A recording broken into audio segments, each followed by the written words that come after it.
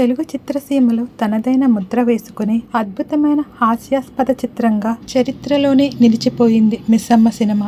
ఈ సినిమా 1955వ సంవత్సరంలో విడుదలైంది. ఈ సినిమాలో తెలుగు చిత్ర పరిశ్రమలోనే మహాదిగ్గజులైన నట సామ్రాట్ అక్కినేని నాగేశ్వరరావు గారు, తెలుగు జాతి గర్వించదగ్గ నటుడు మన నందమూరి తారక రామారావు గారు నటించారు.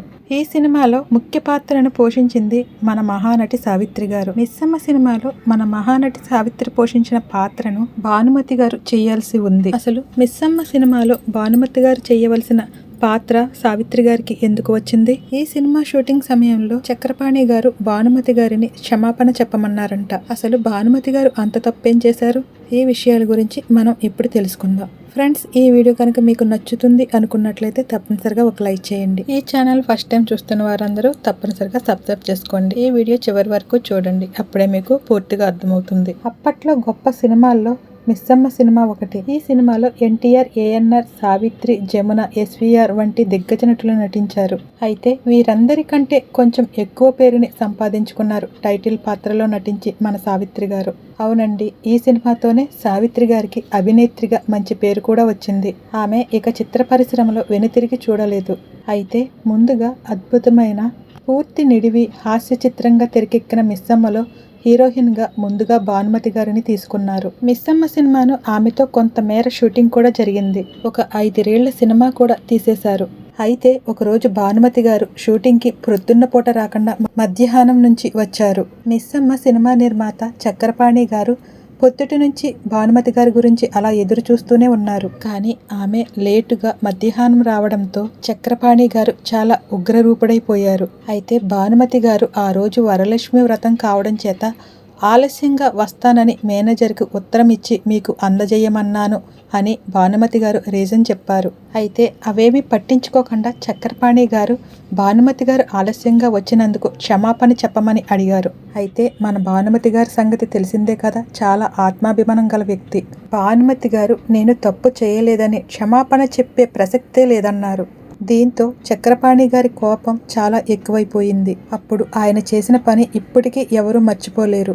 భానుమతి గారితో తీసిన ఆ 4 ఏళ్ల సినిమాని భానుమతి గారు చూస్తుండగానే ఆ ఫిలిం మొత్తం తగలబెట్టేశారు. ఆ విధంగా భానుమతి గారిని చక్రపాణి గారు మిస్సమ్మ సినిమా నుంచి తొలగించారు. ఇక భానుమతి గారు ఆత్మాభిమానం చంపుకోవటం ఇష్టం లేక, సినిమా చేయటం ఇష్టం లేక తప్పుకున్నారు.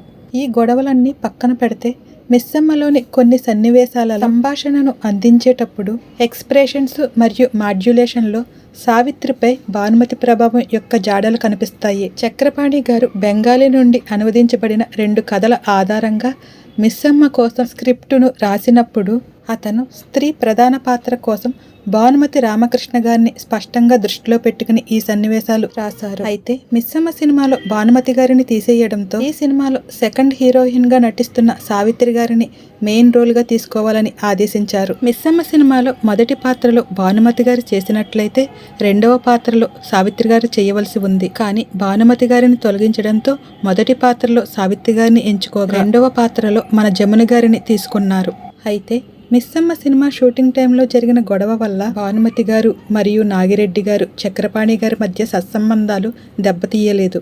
భానుమతి గారు చలనచిత్రాలు మరియు సాహిత్యంలో ఆమె బహుముఖ ప్రజ్ఞను గౌరవించే చక్రపాణి గారు ఆయన సంపాదకత్వం వహించిన ప్రముఖ సాహిత్య పత్రిక యువ అనే పత్రిక ప్రత్యేక సభ్యుల కోసం భానుమతి గారు అనేక సాహిత్యాలు రచించారు. అంతేకాదు ఆమె నాగిరెడ్డి మరియు అతని భార్య శేషమ్మలచే కుటుంబ సభ్యునిగా కొనసాగేది. ఆ తర్వాత భానుమతి గారు రచించిన ఆమె ఆత్మకథ నాలో నేను అనే రచనను ఆ జంటకు అంకితం చేశారు. అయితే మిస్సమ్మ సినిమాతో సావిత్రి గారికి రాత్రికి రాత్రే స్టార్ స్టేటస్ వచ్చేసింది. భానుమతి గారు సావిత్రి గారి నటనను మెచ్చుకుంటూ ఒక చిన్న సమస్య వల్ల నేను మంచి పాత్రను కోల్పోయాను, కానీ నేను తప్పుకోవడం మంచిదయ్యింది. పరిశ్రమకు సావిత్రి అనే మంచి నటిని కనుగొనడంలో సహాయపడినందుకు సంతోషంగా ఉంది అన్నారు భానుమతి గారు.